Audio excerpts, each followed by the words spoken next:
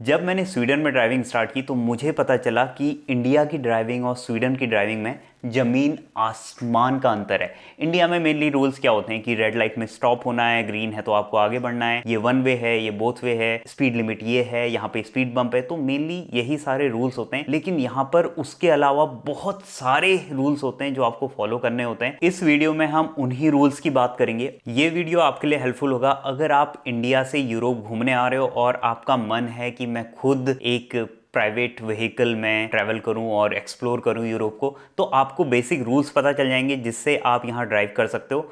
दूसरा, अगर आप इंडिया से यूरोप मूव हो रहे हो, मैं स्वीडन की बात कर रहा हूँ, हर कंट्री में रूल्स अलग होते हैं, तो अगर आप स्वीडन में मूव हो रहे हो तो यहाँ पर आप इंडियन ड्राइविंग लाइसेंस से 1 साल तक गाड़ी चला सकते हो। तीसरा, अगर आप स्वीडन का ड्राइविंग लाइसेंस लेने की सोच रहे हो तो भी ये वीडियो आपके लिए बहुत ही ज़्यादा हेल्पफुल होगा, क्योंकि मैं सारी चीज़ें इसमें बताऊंगा कि क्या क्या रूल्स होते हैं, क्या क्या रोड साइंस होते हैं, और जो ड्राइविंग टेस्ट है उसका क्या प्रोसेस होता है, क्या क्या क्वेश्चंस पूछे जाते हैं, कितनी स्टेजेस होती हैं। जब इस वीडियो के बारे में मैं लिख रहा था, इस वीडियो को बनाने की सोच रहा था, तो मैं सोच रहा था कि क्या ये ट्रैफिक रूल्स इतने ज़्यादा ज़रूरी हैं, क्योंकि इंडिया में भी हम गाड़ी चलाते ही हैं, राइट। वहाँ ऐसा नहीं है कि रोज़ हमारे एक्सीडेंट हो रहे हैं। तो मैंने सोचा कि थोड़ा डेटा देखते हैं, तो 2021 का डेटा मुझे मिला था, और 2021 में इंडिया में रोड एक्सीडेंट में 1.5 लाख लोगों की डेथ हुई थी। वहीं स्वीडन में 220 लोगों की डेथ हुई थी। ऑल्दो ये कंपैरिजन वैलिड नहीं है, क्योंकि इंडिया में 140 करोड़ लोग रहते हैं, यहाँ पर सिर्फ 1 करोड़ लोग रहते हैं। इंडिया में जो गाड़ियां रोड पर हैं उनकी रेटिंग 1 स्टार, 0 स्टार, 2 स्टार ऐसे कुछ है, और यहाँ पर जो गाड़ियां रोड पर रहती हैं मोस्टली 5 स्टार सेफ्टी रेटिंग उनकी रहती है, या 4 स्टार एटलीस्ट रहती है। और तीसरा, यहाँ पर ड्राइविंग लाइसेंस उसी को मिलता है जो एक रिलायबल रिस्पॉन्सिबल ड्राइवर होता है। इंडिया में ड्राइविंग लाइसेंस आपको तब मिलता है जब आपके पास गाड़ी होती है। ये कंपैरिजन वैलिड नहीं है, लेकिन फिर भी जो ड्राइविंग रूल्स हैं, जो रोड साइंस हैं, उनकी वजह से आप काफ़ी सेफ फील करते हो। हाईवे में जब आप गाड़ी चलाते हो, या टाउन में आप गाड़ी चला रहे हो, या आप पैदल चल रहे हो, तो आपको पता है कि कोई भी आपको ठोकेगा नहीं, आपको डर कर रोड क्रॉस करने की ज़रूरत नहीं है। तो इन्हीं ट्रैफिक रूल्स की बात हम वीडियो में करेंगे। सबसे पहले बात करते हैं उन चीज़ों की जो मुझे नई लगी यहाँ पर, जो इंडिया में नहीं थी। सबसे पहली चीज़ जो मुझे थोड़ा सा अलग लगी यहाँ पे, वो था राउंड अबाउट। जैसे इंडिया में सिग्नल रहता है, राइट, जंक्शन रहता है जहाँ पर एक तरफ की गाड़ियाँ रुकती हैं, दूसरी तरफ की जाती हैं। तो उसमें क्या होता है कि एक तो गाड़ियों को बहुत ज़्यादा वेट करना पड़ता है, और दूसरा क्या होता है, काफ़ी ज़्यादा उससे कार्बन एमिशन होते हैं, गाड़ी काफ़ी ज़्यादा धुआं छोड़ती है। तो उस चीज़ को अवॉइड करने के लिए इन लोगों ने राउंड अबाउट बनाए। उस राउंड अबाउट में एंटर करने के और एग्जिट करने के रूल्स होते हैं। ज़्यादा डिटेल में मैं नहीं जाऊँगा, क्योंकि आपको बहुत सारे वीडियोज़ यूट्यूब में मिल जाएंगे कि राउंड अबाउट को कैसे यूज़ करना चाहिए। और जो दूसरी चीज़ है वो चीज़ है यहाँ पे लेफ्ट टर्न। जैसे यहाँ पर left turn, free left turn रहता है, लेकिन जब आप लेफ्ट टर्न ले रहे हो, तो क्योंकि आप यहाँ राइट साइड में ड्राइव कर रहे हो, राइट, तो आप लेफ्ट टर्न लोगे तो सामने से गाड़ियाँ आ रही होंगी, तो सामने से गाड़ियाँ आ रही होंगी तो आप बीच में नहीं घुसा सकते। तो आप जब लेफ्ट टर्न लेते हो तो आपको गाड़ी बीच में रोकनी होती है, और देखना होता है कि सामने से कोई गाड़ी नहीं आ रही है, या फिर उस रोड के उस तरफ फिर पेडेस्ट्रियन क्रॉसिंग और साइकिल लेन होगी, तो उसमें आपको देखना है कि कोई भी लोग नहीं है। तो जब वो खाली होता है तभी आपको लेफ्ट लेन में आपको एंटर करना है। जो तीसरी चीज़ है जो थोड़ा सा अलग है यहाँ पे, और जो बहुत ही ज़्यादा ज़रूरी है सेफ्टी पर्पज से, वो है ब्लाइंड स्पॉट को देखना। यहाँ पर क्या होता है कि जो भी सिग्नल्स रहते हैं ना, और जहाँ पर आप अगर रोड टर्न लोगे तो वहाँ पर पेडेस्ट्रियन क्रॉसिंग होगी पक्के से, हो सकता है वहाँ पे साइकिल लेन की क्रॉसिंग भी हो। तो जब भी आप गाड़ी को लेफ्ट साइड में मोड़ रहे हो या राइट साइड में मोड़ रहे हो, तो आपको ब्लाइंड स्पॉट में चेक करना है कि कोई साइकिल वाला तो नहीं आ रहा है, क्योंकि साइकिल वाले बहुत तेज आते हैं, और अगर आपने चेक नहीं किया और अचानक से गाड़ी मोड़ दी तो आपका एक्सीडेंट हो जाएगा। उसके बाद जो नेक्स्ट चीज़ है वो ये है कि इंडिया में जैसे आप रोड के किसी भी कोने में गाड़ी चला सकते हो, आप राइट में चला सकते हो, लेफ्ट में चला सकते हो, किसी भी साइड में मुड़ सकते हो इंडिकेटर देके, लेकिन यहाँ पर ऐसा नहीं है। यहाँ पर अगर 2 लेन है या 3 लेन है तो उन रोड में एरो बने होते हैं, और वो एरो या तो स्ट्रेट होंगे, या लेफ्ट होंगे, या राइट होंगे। तो अगर आपको आगे जाके मुड़ना है तो आपको उसी लेन में गाड़ी रखनी है। और जो फिफ्थ चीज़ है वो है स्कैनिंग। तो इंडिया में क्या होता है ना, आप हमेशा पास में देखते रहते हो कि कोई आ तो नहीं रहा है, कोई इधर से तो नहीं आ रहा है, लेकिन यहाँ पर ऐसा नहीं है। यहाँ पर आपको पता है कि कोई बीच में रोड क्रॉस नहीं करेगा, तो आप सिर्फ रोड साइंस को देखते हो। तो मैं यहाँ से 100 मीटर दूर अगर पेडेस्ट्रियन क्रॉसिंग का कोई रोड साइन होगा तो मैं सिर्फ उस पर ध्यान मेरा रहेगा। यहाँ से मैं देख लूंगा कि वहाँ पर कोई खड़ा है या नहीं है। अगर कोई खड़ा है तो, और वो क्रॉस कर रहा है, तो मैं पहले ही स्लो हो जाऊंगा ताकि वो क्रॉस कर ले। और उसके ऐसा नहीं कि एकदम उसके पास में लाके उसके घुटने से गाड़ी मैंने चिपका दी। तो आपको बहुत सारी, मतलब कम से कम 5 मीटर दूर आप गाड़ी आपको रोकनी है, वो आराम से क्रॉस करेगा, उसके बाद आपको जाना है। और इसकी स्कैनिंग इसलिए ज़रूरी है क्योंकि अगर वहाँ पर कोई नहीं है तो आपको स्लो नहीं होना है। जैसे अगर आप 40 की स्पीड में चला रहे हो और आपने पहले से स्कैन कर लिया, अरे वहाँ पे कोई नहीं है, तो ऐसा तो है नहीं कि वहाँ पे कोई प्रकट हो जाएगा और वो रोड क्रॉस करेगा, तो आपको स्लो नहीं होना है। तो क्योंकि आप अगर स्लो होते हो तो आप पीछे वाली गाड़ियों को भी डिस्टर्ब कर रहे हो। ये तो हमने बात की जो टाउन ट्रैफिक में मुझे कुछ चीज़ें नहीं लगी। अब बात करते हैं हाईवे की। तो हाईवे में क्या होता है कि आपको एक एक्सीलरेशन लेन मिलती है। जब भी आप सिटी से हाईवे को जाओगे, हाईवे में मीट करोगे, तो एक एक्सेलरेशन लेन होगी जहां पर आप अपनी 40, 50 या 60 की स्पीड से 90 या 110 की स्पीड में पहुंचोगे। क्योंकि आप सिटी में हो, आपकी स्पीड 40 की है, अब आप हाईवे में जाओगे तो वहाँ पे सारी गाड़ियाँ 110 की हैं, तो उस हाईवे में मिलने से पहले आपको अपनी स्पीड 110 करनी है। और उसके बाद आपको उन गाड़ियों के बीच में आपको जगह बनानी है। वो म्यूचुअल अंडरस्टैंडिंग रहती है। अगर वो गाड़ियाँ भी आपको देखेंगी कि ये गाड़ी एंटर करना चाह रही है, तो वो राइट लेन में, लेफ्ट लेन में मूव हो जाएंगी या फिर वो अपने को थोड़ा स्लो कर लेंगी, जिससे कि आप उस ट्रैफिक में मर्ज हो सको। और दूसरा, ऐसा नहीं है कि जैसे इंडिया में आप हाईवे में अगर आप ओवरटेक कर रहे हो तो आप अपनी गाड़ी को सांप बना सकते हो, तो यहाँ पर सांप नहीं बना सकते। यहाँ पर आपको राइट लेन में ही स्टिक रहना है। अगर आप ओवरटेक कर रहे हो तभी आप लेफ्ट लेन में आके ओवरटेक करोगे और उसके बाद फिर आप फिर से राइट लेन में आ जाओगे। अब मान लीजिए आप हाईवे में चला रहे हो और आपको एग्जिट लेना है, तो एग्जिट लेने में ऐसा नहीं है कि अरे मुझे आगे 200 मीटर बाद एग्जिट है तो मैं यहीं अपनी स्पीड स्लो कर लूँ। तो आपको 110 की स्पीड ही मेंटेन करनी है। तो आप ये रोड साइन आप देखोगे, ये एग्जिट का रोड साइन होता है। और आपने जब देखा कि मुझे इसमें एग्जिट लेना है तो आप एग्जिट लेन में आते हो। एग्जिट लेन में आने के बाद आप अपनी स्पीड कम करोगे। अब बात करते हैं कुछ कॉमन रोड साइंस की। सबसे पहला रोड साइन है ये है मेन रोड साइन। तो इसका ये मतलब है कि अभी आप मेन रोड में हो, तो जो भी गाड़ियां आसपास की रोड से आपकी रोड में आएंगी वो आपको रास्ता देंगी, तो आपको स्लो डाउन नहीं होना है। बहुत बार शुरू में जब मैं गाड़ी चला रहा था तो मैं देख रहा था अरे वहां से गाड़ी आ रही है, तो मैं अपने को स्लो डाउन कर ले रहा था। तो इससे कंफ्यूजन क्रिएट होता है कि उसको लगता है कि ये क्यों स्लो डाउन हो रहा है, क्या ये रुक रहा है, क्या ये यहाँ पे किसी को उतार रहा है। तो अगर आप मेन रोड में हो तो आपको स्लो डाउन नहीं होना है। जो दूसरी गाड़ी है आपको उस पर भरोसा रखना है कि वो आगे नहीं आएगी, जो कि बहुत ही टफ है एक इंडियन ड्राइवर के लिए। अब हम दूसरे साइड चले जाते हैं। अब सोचते हैं कि हम मर्ज हो रहे हैं मेन रोड में, तो आपको ये साइन दिखेगा, इसे बोलते हैं गिव अवे साइन। और रोड में भी आपको ऐसे ट्रायंगल्स मिलेंगे। तो इसका मतलब यह है कि आप एक मेन रोड में मर्ज हो रहे हो। और कोई भी गाड़ी अगर मेन रोड में है तो पहले वो घुसेगी, पहले वो क्रॉस करेगी आपको, और उसके बाद ही आप मेन रोड में मर्ज हो सकते हो। उसके बाद एक साइन है स्टॉप साइन। इस स्टॉप साइन के आगे आपको एक सॉलिड लाइन दिखेगी बहुत ही चौड़ी सी। तो जब भी आप ये स्टॉप साइन देख रहे हो तो आपको उस स्टॉप साइन पे स्टॉप नहीं होना है। जहां पर वो व्हाइट स्ट्रिप आपको दिखेगी, आपको वहां पर उस स्ट्रिप से पहले आपको अपनी स्पीड 0 करनी है।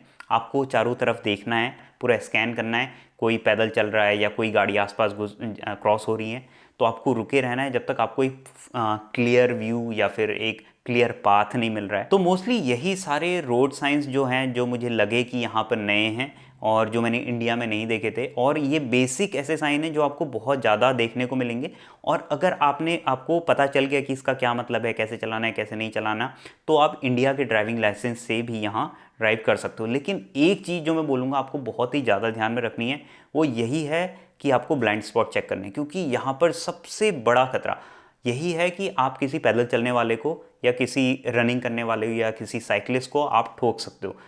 बहुत अच्छे चांसेस हैं कि आप किसी भी गाड़ी को नहीं ठोकोगे, क्योंकि उतना ट्रैफिक नहीं है, गाड़ियाँ एक दूसरे से डिस्टेंस मेंटेन करके चलती हैं। और अगर आप यहाँ पर चाहे इंडियन ड्राइविंग लाइसेंस से चला रहे हो या फिर यहाँ पर आप प्रैक्टिस कर रहे हो, तो मैं बोलूँगा कि उस चीज़ पे थोड़ा सा आप ध्यान देंगे तो बाकी चीज़ें बहुत ही आसान है, अगर आपने ये सारे रोड साइंस फॉलो किए तो। अब बात करते हैं यहाँ पर जो ड्राइविंग लाइसेंस मिलता है उसका क्या प्रोसीजर है, जो मुझे लगता है कि इंडिया में भी होना चाहिए, क्योंकि वो बहुत ही ज़्यादा ज़रूरी है। हमने देखा है इंडिया में लोग कितना रेकलेस ड्राइविंग करते हैं और उससे कितनी सारी प्रॉब्लम्स होती हैं। तो मैं चाहूँगा कि ये जो यहाँ का ड्राइविंग टेस्ट है, जो यहाँ के ड्राइविंग टेस्ट का प्रोसीजर है, वो वहाँ हो, ताकि वहाँ पर लोग जो हैं, क्योंकि वहाँ पर ज़्यादा लोग हैं, रोड पर चलना, रोड पे गाड़ी चलाना सेफ फील कर सकें। तो जो सबसे पहला होता है वो ये होता है, आपको एक थ्योरी टेस्ट देना होता है। और थ्योरी टेस्ट ऐसा नहीं होता है कि अच्छा ये रेड सिग्नल है तो आपको गाड़ी चलानी है कि रुकना है, अच्छा ये 60 की स्पीड लिमिट है तो आप गाड़ी कितने में चला सकते हो। इस टाइप के क्वेश्चन नहीं होते हैं। क्वेश्चन जो होते हैं वो बहुत ही टफ होते हैं। तो क्वेश्चन कुछ इस टाइप से होते हैं कि अगर आप गाड़ी चला रहे हो, आपकी गाड़ी की स्पीड x है, आपने देखा किसी को, आपने ब्रेक लगाए, तो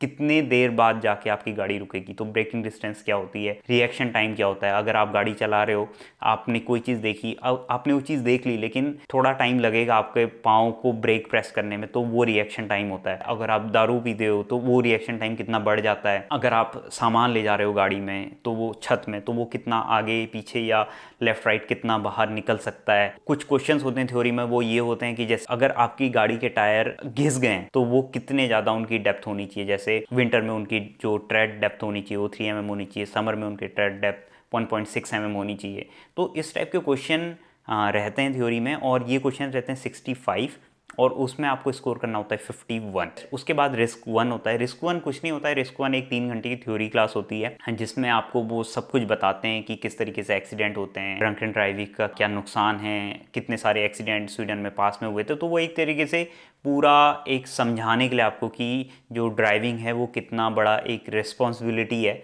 उस पर रहता है। रिस्क 2 बहुत ही इंटरेस्टिंग चीज़ होती है। रिस्क 2 में आपको वो एक ओपन एरेना में लेके जाते हैं जहाँ पे या तो बर्फ़ होगी या फिर वहाँ पे बहुत ही स्लिपरी रोड होगी जिसमें उनने पूरा पानी डाल दिया होगा, और वहाँ पर फिर आपको कार मिलेंगी। सब लोग अपनी अपनी एक एक कार में बैठे रहते हैं और उसके अंदर वॉकी टॉकी रहता है। तो जो इंस्ट्रक्टर होगा वो आपको बोलेगा कि अब आप वहाँ पे साइन वगैरह लगे रहते हैं, तो वो बोलेगा कि अब आप ले जाओ गाड़ी 50 की स्पीड में चलाओ। फिर वो बोलेगा कि वहाँ पे जाके ब्रेक लगाओ। तो आप अगर आपके टायर घिसे हैं तो आप कितना दूर जाके रुक रहे हो, अगर आपके टायर नए हैं तो आप कितना पास में रुक रहे हो, अगर आप रोड गीली है तो आपकी गाड़ी पूरा ऐसे टर्न करती है। तो उससे पता चलता है कि कितना आप कंट्रोल लूज़ कर सकते हो अगर आप गंदी सरफेस में गाड़ी चला रहे हो। वो एक बहुत ही 3 घंटे का टेस्ट रहता है जिसमें वो सारी चीज़ें एक्सप्लेन करते हैं और आपको फील कराते हैं। वो उसमें ऐसा नहीं है कि आप फेल हो जाओगे, वो एक बस आपको बताने के लिए होता है। जैसे रिस्क 1 और रिस्क 2 जो मैंने अभी बात की, उसमें फेल नहीं हो सकते आप, वो बस एक तरीके से एक कोर्स है। उसके बाद जो मेन एग्ज़ाम होता है, जो सबसे तगड़ा एग्ज़ाम होता है, वो होता है प्रैक्टिकल एग्ज़ाम। तो आप ये एग्ज़ाम ट्रैफिक वर्कर्स से, जो स्वीडिश की वेबसाइट है, उससे बुक कर सकते हो, थ्योरी भी और प्रैक्टिकल भी। या फिर आप अपने ड्राइविंग सेंटर में जहाँ से आप ड्राइविंग क्लासेस ले रहे हो उनको बोल सकते हो। इस एग्ज़ाम में क्या होता है कि आपको वो सारी चीज़ें करनी होती हैं। जैसे आपको टाउन ट्रैफिक में ले जाएगा तो आपको सबसे पहले देखना है कि अच्छा मेन रोड में हो तो आपको कैसे गाड़ी चलानी है, स्पीड लिमिट क्या है।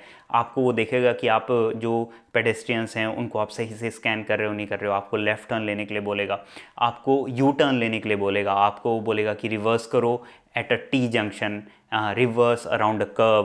पैरेलल पार्किंग, अगर आपकी किस्मत बहुत ख़राब रही तो पैरेलल पार्किंग के लिए भी बोल सकता है। उसके बाद आपको हाईवे में ले जाएंगे जहाँ पर वो देखेंगे कि आप एंटर कर रहे हो, एग्जिट कर रहे हो हाईवे में, तो वो किस तरीके से कर रहे हो। जब आप एंटर कर रहे हो तो आप जो सामने इधर मेन हाईवे में गाड़ियाँ हैं उनको देख रहे हो कि आपको अपनी गाड़ी कहाँ बीच में फिट करनी है, तो वो आपका जजमेंट कितना अच्छा है। या फिर कोई गाड़ी हाईवे में एंटर करना चाह रही है, आप उसको कैसे अपनी स्पीड कम करके या आप लेन चेंज करके कैसे उसको असिस्ट कर रहे हो, वो सारी चीज़ें देखी जाती हैं। उसके बाद आपको वो बोलेगा कि अच्छा मुझे ये पर्टिकुलर डेस्टिनेशन है। जैसे वो बोलेगा कि फॉलो E6 योतेबोर्ग, E6 गॉथनबर्ग, तो वो सारे रोड साइंस आपको फॉलो करने हैं, उस पर्टिकुलर लेन में रहना है। बेसिकली वो यही देखते हैं कि आप टाउन ट्रैफिक में कैसे चला रहे हो, हाईवे में कैसे चला रहे हो, और कंट्री रोड में क्या रहता है। कंट्री रोड बेसिकली जो सिटी के बाहर जहाँ पे छोटे छोटे गांव में वो रहता है। तो वहाँ पर क्या रहता है कि वहाँ पर आपकी स्पीड काफ़ी ज़्यादा वेरी करती है। जहाँ पे घर हैं वहाँ पर आपको कैसे गाड़ी चलानी है, जहाँ पे घर नहीं है वहाँ पर कैसे गाड़ी चलानी है, घर किस रोड के किस साइड में है, कहाँ पर ब्लाइंड स्पॉट है, कहाँ पर से लोग बाहर आ सकते हैं। जैसे 70 का अगर कंट्री रोड है तो ऐसा नहीं है कि आपको 70 में ही गाड़ी चलानी है। अगर आसपास घर हैं तो हो सकता है आपको गाड़ी 30 में भी चलानी पड़े। तो ये सारी चीज़ें हैं जो बाकी डिटेल्स हैं। मैं पूरी डिटेल्स तो इस वीडियो में नहीं बता सकता, लेकिन जो ये छोटी छोटी डिटेल्स हैं, ये पूरी डिटेल्स आप अगर ड्राइविंग क्लासेस लोगे यहाँ कहीं भी ड्राइविंग स्कूल में, तो वो सारी चीज़ें आपकी कवर हो जाएंगी। कभी कभी मैं इस ड्राइविंग को इंडिया की ड्राइविंग से कंपेयर करता हूँ तो मुझे लगता है यार इंडिया में बहुत ही ज़्यादा फ्री स्टाइल ड्राइविंग है, जिसके अपने फ़ायदे भी हैं। मतलब आपको कुछ नहीं करना, आपको बस आपके पास पैसे होने चाहिए, आप गाड़ी ख़रीद लो, ड्राइविंग लाइसेंस तो बिना किसी मेहनत के मिल जाता है। लेकिन यहाँ पर जब आप गाड़ी चलाते हो तो जैसे प्रियंका मेरे से बोलती है कि जब मैं इंडिया में हाईवे में ड्राइव करता था तो वो बहुत डरी रहती थी, लेकिन यहाँ पर जब मैं चलाता हूँ तो बहुत ही ज़्यादा रिलैक्स्ड, बहुत ही ज़्यादा सेफ फील करती है। लेकिन उसके अलावा भी बहुत सारी ऐसी इंटरेस्टिंग चीज़ें मुझे पता चली जब मैं यहाँ की ड्राइविंग टेस्ट के लिए और थ्योरी टेस्ट के लिए तैयारी कर रहा था। जो सबसे पहला था वो ये था कि यहाँ पर आप देखोगे कि रोड में गाड़ियाँ खड़ी रहती हैं, तो आप गाड़ी किसी भी साइड में खड़ी नहीं कर सकते। ऐसा नहीं कि जैसे इंडिया में क्या रहता है कि दो गाड़ियाँ एक दूसरे को किस कर रही होती हैं, राइट। तो ऐसा नहीं है यहाँ पर। अगर आप जैसे राइट हैंड ड्राइविंग है तो अगर आप रोड के राइट साइड में पार्क करोगे तो सारी गाड़ियों का मुंह उस तरफ होगा, और अगर लेफ्ट साइड में पार्क कर रहे हो तो सारी गाड़ियों का मुंह इस तरफ होगा। उसके बाद जब यहाँ पे मैंने गाड़ियाँ देखी वो जो खड़ी हैं, भाई किसी भी गाड़ी में कोई खरोंच नहीं है, तो वो मुझे लगा बहुत ही ज़्यादा सरप्राइजिंग। अरे ऐसा कैसे? क्योंकि अगर आपको पता होगा कि लड़कों को जो सबसे बड़ा दुख उनकी ज़िंदगी में मिलता है वो तब मिलता है जब उनकी गाड़ी में पहला स्क्रैच आता है। तो जब इंडिया में मेरी गाड़ी में स्क्रैच आया तो मैं जब फिर बाकी लोगों की गाड़ियाँ देखता था, अच्छा इसकी गाड़ी में तो स्क्रैच है, इसकी गाड़ी में स्क्रैच है, तो उससे मेरा दुख थोड़ा सा कम होता था। लेकिन जब मैं यहाँ आया, मैं यहाँ भी वही चीज़ें देख रहा, तो मैंने देखा यहाँ किसी की गाड़ी में स्क्रैच ही नहीं है। तो ये कुछ चीज़ें थी जो मुझे बहुत ही इंटरेस्टिंग लगी यहाँ की। I hope you like the video. आपको इन्फॉर्मेशन मिली होगी, आपको थोड़ा ज्ञान मिला होगा, थोड़े मेरे एक्सपीरियंसेस मिले होंगे। जल्दी मिलते हैं दूसरे वीडियो में। टिल देन बाय बाय, ख्याल रखिए अपना।